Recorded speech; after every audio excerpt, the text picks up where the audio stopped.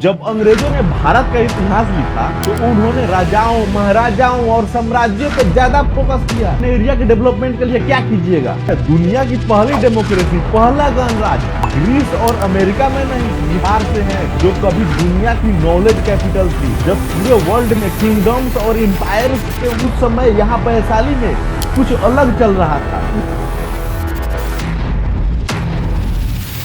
क्या आपको पता है दुनिया की पहली डेमोक्रेसी, पहला गणराज्य ग्रीस और अमेरिका में नहीं, बल्कि आज से 2600 साल पहले यही हमारे धरती, हमारे बिहार में पैदा हुई, जहां राजा नहीं, आवाम का राज्य था, जहां फैसले तलवारों से नहीं, सभाओं से होते थे। तो फिर वो महान कहानी, वो गौरव हमारे इतिहास के किताबों से गायब क्यों हो गया? आज इस सच को जानते हैं। आज हम सिर्फ इतिहास नहीं, अपनी पहचान वापस लाने आए हैं। पहला पाठ। नमस्कार मित्रों, मेरा एक ही मिशन है, बिहार के 1 करोड़ नौजवानों और बेटियों को हुनरमंद, आत्मविश्वासी और अपने लाइफ का एक बड़ा ब्रांड बनाना। हम उस बिहार से हैं जो कभी दुनिया की नॉलेज कैपिटल थी, नालंदा, विक्रमशिला और वैशाली। लेकिन आज जब हम अपने इतिहास पढ़ते हैं तो हमें बड़े बड़े राजाओं, महाराजाओं और सल्तनतों के बारे में बताया जाता है, पर दुनिया का पहला गणराज्य वैशाली, इसकी कहानी नहीं बताई जाती है। नालंदा और विक्रमशिला के बारे में मेरा ये वीडियो आप देख सकते हैं और जान सकते हैं इसको कैसे बर्बाद किया गया।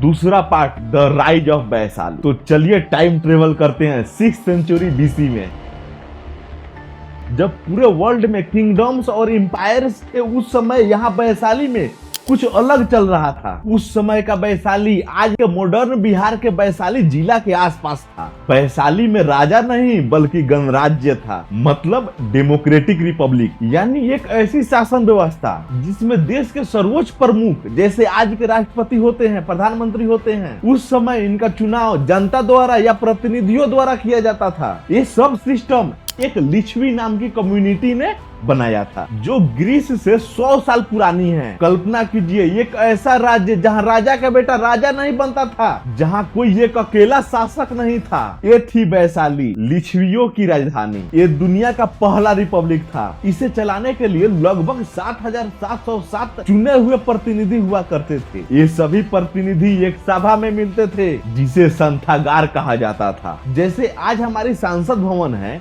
वैसे ही उस समय वैशाली के संथागार था। हर बड़े फैसले पे खुली बहस होती थी, वोटिंग होती थी, और जिस पे सबका मत होता था वही कानून बनता था। ये थी असली आम जनता की पावर। वैशाली सिर्फ लोकतंत्र की जननी नहीं थी, एक ज्ञान और शांति की भी भूमि थी। भगवान महावीर का जन्म यही हुआ और भगवान बुद्ध ने यहाँ पे कई साल समय बिताए और अपनी अंतिम उपदेश भी दिए। ये शहर बिजनेस, आर्ट और कल्चर का ग्लोबल हब था। Part 4, the decline. तो फिर इतनी महान सभ्यता इतिहास की पन्नों से गायब कैसी हो गई? इसके 3 बड़े कारण थे। पहला, आक्रमण और पावरशिप। वैशाली की बढ़ती ताकत मगध के राजा अजातशत्रु को पसंद नहीं आई। एक बहुत लंबे और मुश्किल युद्ध के बाद मगध ने वैशाली को हरा दिया। उसके बाद धीरे धीरे पावर का सेंटर वैशाली से शिफ्ट होकर पाटलिपुत्रा चला गया।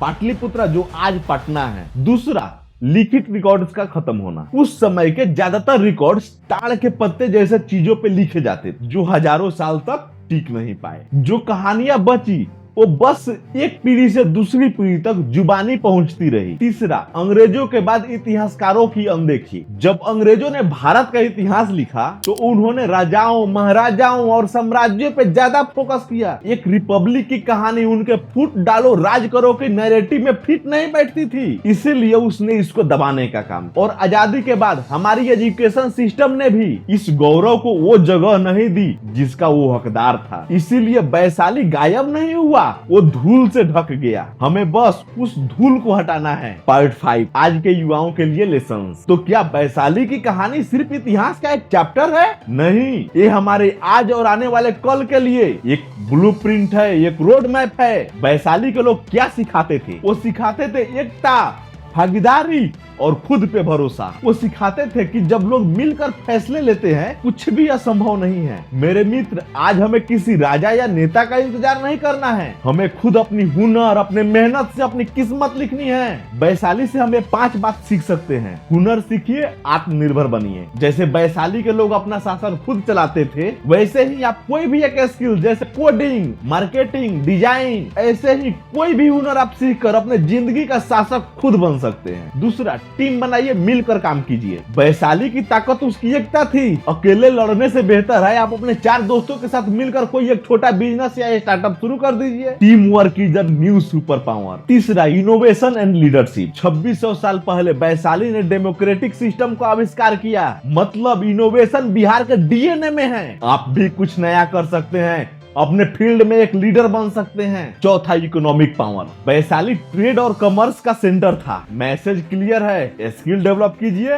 बिजनेस माइंडसेट रखिए और इकोनॉमिक इंडिपेंडेंस लाइए। पांचवा, अपनी जड़ों पे गर्व कीजिए। जब आप जानते हैं कि आपका इतिहास इतना महान है तो आपका आत्मविश्वास अपने आप बढ़ जाता है। किसी को कॉपी करके कॉपी कैट मत बनिए, आप ओरिजिनल बिहारी ब्रांड बनिए। तो इसके लिए कंक्रीट स्टेप क्या है? पहला, स्किल डेवलपमेंट को प्रायोरिटी दीजिए, टेक्निकल स्किल, डिजिटल स्किल। दूसरा, एंटरप्रेन्योरशिप माइंडसेट को डेवलप कीजिए, छोटे बिजनेस से स्टार्ट कीजिए। तीसरा, कम्युनिटी में प्रैक्टिस कीजिए, लोकल प्रॉब्लम्स को सोल्व कीजिए। चौथा, इतिहास और अपने संस्कृति से कनेक्टेड रहिए, गर्व से आइडेंटिफाई कीजिए। पांचवा, नेटवर्क बिल्ड कीजिए, टीम वर्क में बिलीव कीजिए, गोल सेट कीजिए, 90 दिन बराबर एक स्किल्स एक portfolio. Part 6, action and vision. मित्रों, एक जमाना था जब वैशाली ने पूरी दुनिया को लोकतंत्र का मतलब सिखाया था। अब वक्त आ गया है जब बिहार का युवा दुनिया को मेहनत, हुनर और कामयाबी का मतलब सिखाएगा। मेरा सपना है कि हम उस गौरव को फिर से जिंदा करें, लेकिन इस बार तलवारों से नहीं बल्कि स्किल से, लैपटॉप से, अपने बुलंद हौसलों से।